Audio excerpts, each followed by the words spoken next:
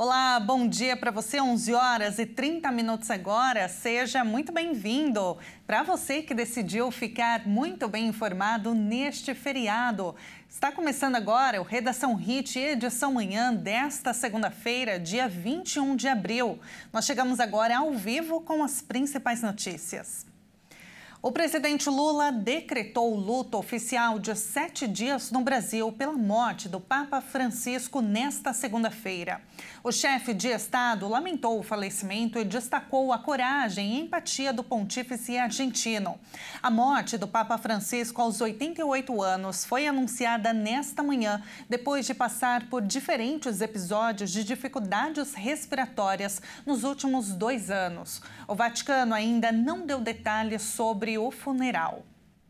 E olha, em um balanço da última semana, o destaque nos noticiários foi Donald Trump. E tem sido assim desde que ele assumiu a Casa Branca no início do ano.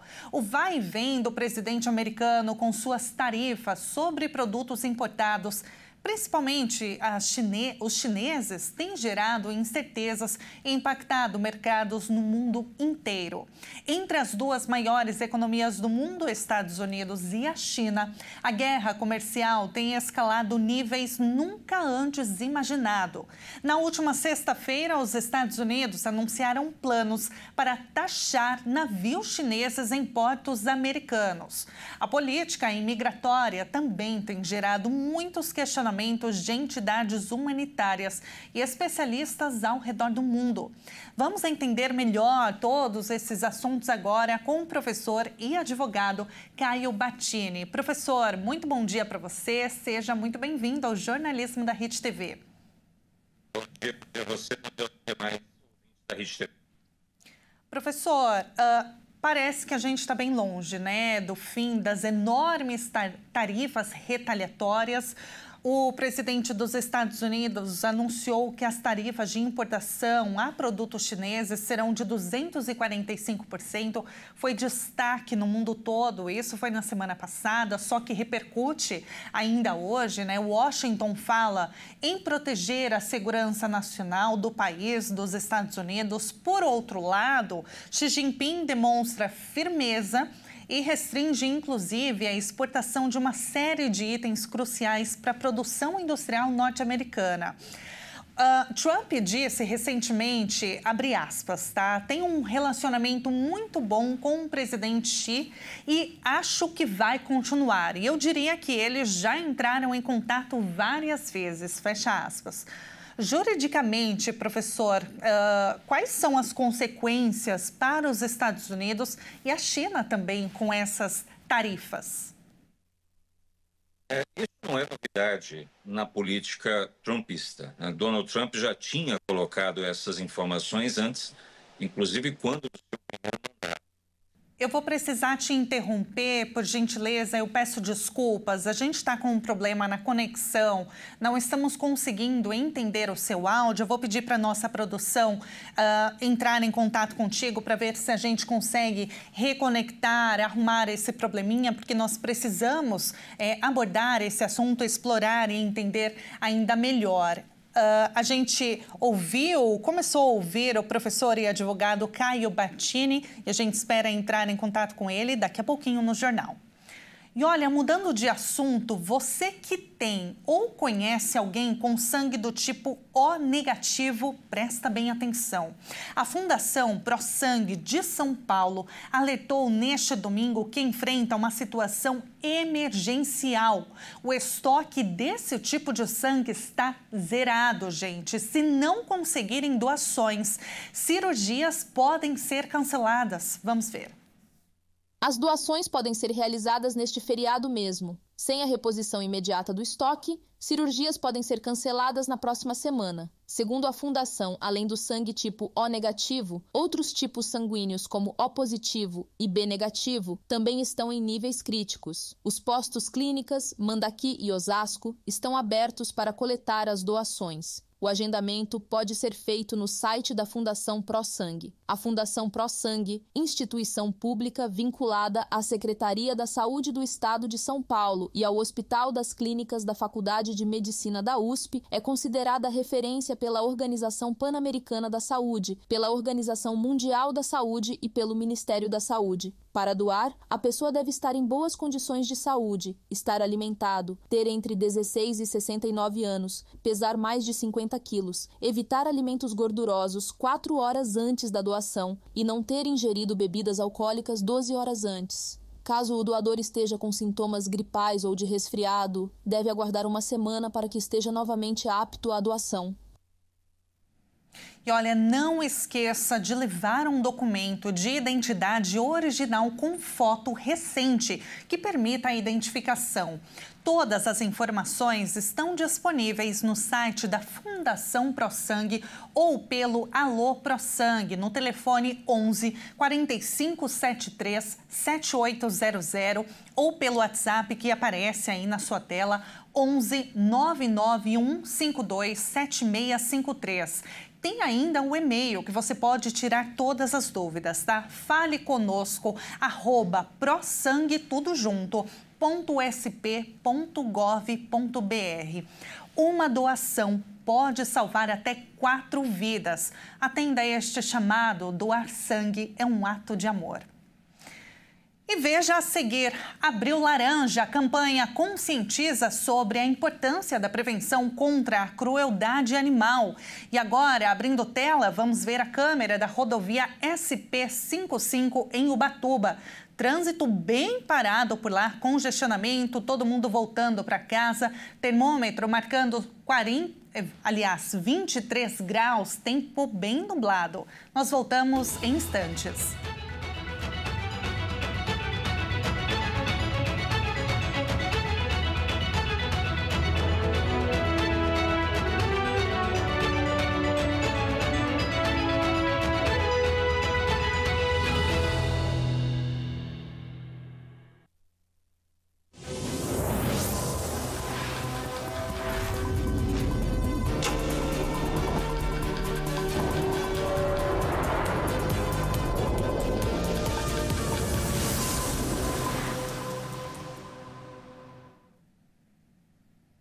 O Redação Hit está de volta agora pelo horário de Brasília, 11 horas e 40 minutos. E olha, antes do intervalo, a gente estava falando aqui sobre a política tarifária de Donald Trump e os impactos não só especialmente para a China, mas também para outros países, como o Brasil e tantos outros. E olha, a gente estava conversando com o professor e advogado Caio Battini. A entrevista foi interrompida por um probleminha na conexão, mas agora a gente conseguiu resolver. Professor, muito bom dia mais uma vez, seja bem-vindo e vamos lá. Eu tinha te perguntado, professor, sobre as consequências para os Estados Unidos e para a China também, com esse tarifaço de 245% anunciado pelos Estados Unidos na última semana. Os Estados Unidos também anunciou taxas para exportação dos navios, enfim, é um vai e vem. Os Estados Unidos anunciam tarifas de um lado, a China do outro, e parece que não vai retroceder. E um acordo que precisa ser feito parece que está muito longe disso, né? Quais são as consequências, então, professor? E o que a gente pode esperar para os próximos dias? Uma vez, Tabata, você, a todos os amigos da Rede TV. Conforme nós estávamos anteriormente abordando, a grande problemática disso não é de agora. Essa tão somente é uma externalização da política trumpista que já adivinha no primeiro mandato presidencial. O presidente Donald Trump, ele já manifestava, inclusive em entrevistas, a necessidade de apresentação de tarifas de reciprocidade, notadamente de produtos advindos da China. Isso com aquela famosa frase, o famoso discurso daquele nacionalismo exacerbado, né? Primeiro nós, né? A América grande novamente, e com isso fez então um atropelo nas questões da economia, impondo esse, entre aspas, tarifaço, que mais prejudicou até o momento a geopolítica econômica do que trouxe resultados concretos. Isso foi tão somente observado até mesmo porque Trump chegou a recuar quando da imposição das tarifas, colocando um prazo estabelecido, suspendendo esse decreto do tarifaço, enquanto houvesse a possibilidade de discussões da diplomacia. Ocorre, Tabata, que essas imposições trumpistas, elas são inclusive contrárias às determinações previstas da OMC, da Organização Mundial do Comércio. Isso faz com que nós tenhamos, então, uma nova possibilidade de redesenho de geopolítica econômica, e isso pode acarretar, lógico, desafios de um lado, oportunidades de outro lado, mas, ao todo, isso não é algo que seja viável a médio e longo prazo. Professor, na sua análise, foi inconsequente por parte do governo sob liderança de Donald Trump todas essas políticas tarifárias? Porque, como o senhor bem disse, né, o objetivo, segundo o argumento de Donald Trump, é fazer a América grande novamente, a América em primeiro lugar sempre. Enfim, essa política nacionalista. E o que ele diz é que ele quer incentivar a industrialização nos Estados Unidos.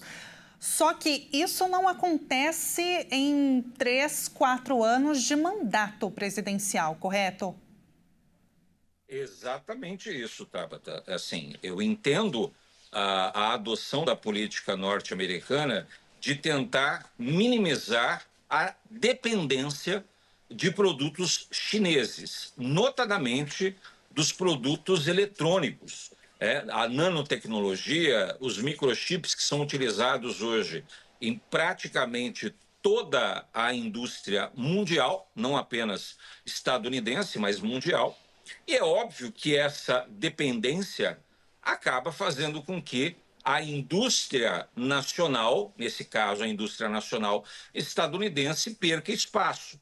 Só que não se trata de uma política em que você faz um jogo de apostas numa mesa de pôquer. O que os Estados Unidos não pensaram seria justamente essa retaliação de Xi Jinping.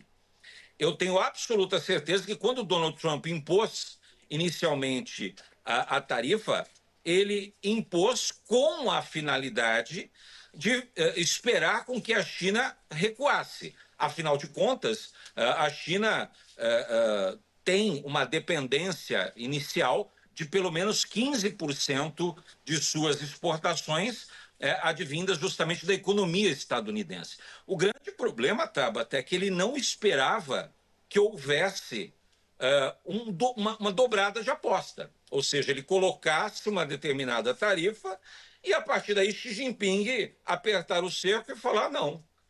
Nós não vamos negociar nessa forma, de maneira coercitiva, de maneira em que nós estamos coagidos. E, inclusive, chamou muito a atenção, Tabata, eu não sei se você chegou a ver, o pessoal que nos assiste da Rede TV, mas chamou muito a atenção uma entrevista que foi fornecida justamente para um canal britânico e um canal também dos Estados Unidos, no qual um representante chinês que trata justamente das questões internacionais, quando foi colocado que ele perderia, né, que a China perderia 15% praticamente do mercado, ele diz, nós não nos importamos com isso.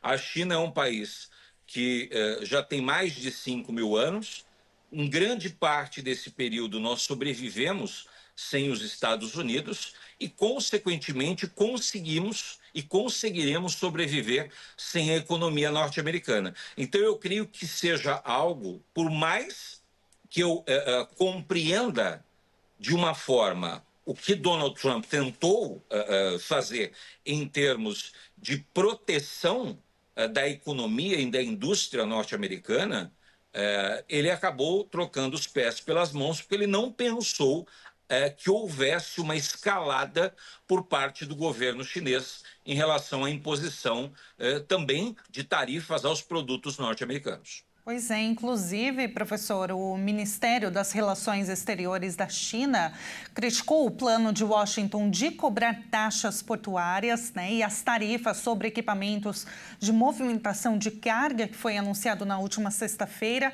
afirmou que a medida é prejudicial para ambos os lados. Só que eles se mantêm firmes, né? E dizem que a China não vai recuar, não vai se curvar a essa chantagem tarifária de Donald Trump. Então, a gente vê realmente que a China não vai voltar atrás e aí o Trump também parece que não vai recuar, professor. Então, essas tarifas podem aumentar ainda mais? Olha, eu entendo que vai chegar um determinado ponto, Tabata, que haverá uma necessidade de sentar em rodadas de negociação e tentar chegar num acordo comum. Porque ambos os mercados, por óbvio, eles perdem demasiadamente. Nós temos uma volatilidade gigantesca nas bolsas do mundo todo quando isso começou a acontecer. Então, nós tivemos uma sobreposição de queda dentre as bolsas mundiais que chocaram não apenas Wall Street, mas chocaram as bolsas do mundo inteiro, seja por parte da Europa, seja por parte da própria bolsa norte-americana, seja por parte das bolsas asiáticas, as bolsas de valores. Então, é óbvio que toda essa instabilidade ela gera incertezas nos investimentos, ela gera incerteza tanto nos investimentos internos quanto nos investimentos externos, principalmente nos investimentos externos. E uma coisa que fica clara a China ela já mostrou que ela tem condições até um certo ponto de bancar isso que ela tem feito. O que os Estados Unidos não esperavam fosse justamente essa retaliação tarifária por parte da China, o que acaba por agravar e muito a questão geopolítica e econômica. Afinal de contas, são as duas principais potências mundiais das questões econômicas que nós temos. Então, enquanto nós vivenciamos, estamos analisando duas grandes potências com essa briga por tarifas, quem acaba sofrendo são os demais países que acabam por depender dessas duas grandes economias que nós temos no mundo. E nós não podemos deixar de lado que isso acaba por influenciar, principalmente de maneira negativa, os países, Tabata, que são emergentes. Então, quem acaba sofrendo mais com isso são os países, por exemplo, que compõem o bloco do BRICS. Né? Isso vai atingir diretamente o Brasil, vai atingir diretamente a Índia, atinge diretamente a África do Sul, mas falando do nosso país, principalmente o nosso país, ele acaba tendo pontualmente uma situação favorável em termos da exportação de commodities, então aumenta, por exemplo, a exportação, notadamente de grãos, para a China, só que, em contrapartida, ele se coloca entre a cruz e a espada com um parceiro econômico que é muito importante dentro do continente americano, que são os Estados Unidos. Então, existe, na verdade, uma equação muito complicada para se fechar, em detrimento a esse duelo tarifário entre as duas maiores potências econômicas mundiais. Perfeito. Professor, olha, muito obrigada pela entrevista, pela sua análise. Foi um prazer, que bom que a gente conseguiu arrumar a conexão naquele momento que deu uma falha. Foi um prazer enorme te ouvir. Ficaria aqui horas conversando contigo, mas infelizmente o nosso tempo é curto. Mas eu espero que você volte aqui, professor, com mais análises, porque, olha, foi uma aula. Muito obrigada. Eu que agradeço a você, agradeço aos amigos da Rede TV e me coloco à disposição de todos. Muito obrigado. Muito obrigada. Um ótimo dia para você. Nós acabamos de falar com o advogado e professor Caio Battini. E olha, até o fim do mês acontece a campanha Abril Laranja, que combate abandono e maus tratos aos animais. Atenção, porque a proposta é despertar sentimentos de empatia e compaixão, além de alertar sobre punições em caso de crimes. Abril é o mês da conscientização sobre a crueldade contra animais de estimação, com o objetivo de protegê-los. A campanha alerta que a negligência e maus tratos com os animais devem ser denunciados e punidos. Em conjunto com as instituições de proteção animal, a intenção é garantir que as necessidades básicas dos animais, como alimentação adequada, abrigo e cuidados veterinários, estejam garantidas. Os tutores são responsáveis pela manutenção dos seus pets e por oferecer um ambiente saudável e seguro que proporcione o seu bem-estar. Eles também são responsáveis pela remoção dos dejetos que eventualmente são deixados nas vias públicas. Casos de maus-tratos definidos pelo Conselho Federal de Medicina Veterinária são todos os atos que provoquem dor ou sofrimento desnecessário aos animais, além de negligenciar o fornecimento adequado de alimentos e água, mantê-los sem higienização adequada, utilizar correntes curtas que restringam seus movimentos, deixá-los soltos nas ruas expostos aos riscos, abandonar os animais deixando-os desprotegidos e vulneráveis, e outros. Maus tratos aos animais é crime. A Lei Federal dos Crimes Ambientais prevê pena de detenção de 3 meses a 1 ano e multa. A gente precisa combater os maus-tratos e você, como cidadão, precisa denunciar aos órgãos competentes. E eu fico por aqui com mais informações. Você acompanha ao longo da nossa programação. Muito obrigada pela companhia de hoje. Um ótimo feriado para você. A gente se encontra, hein?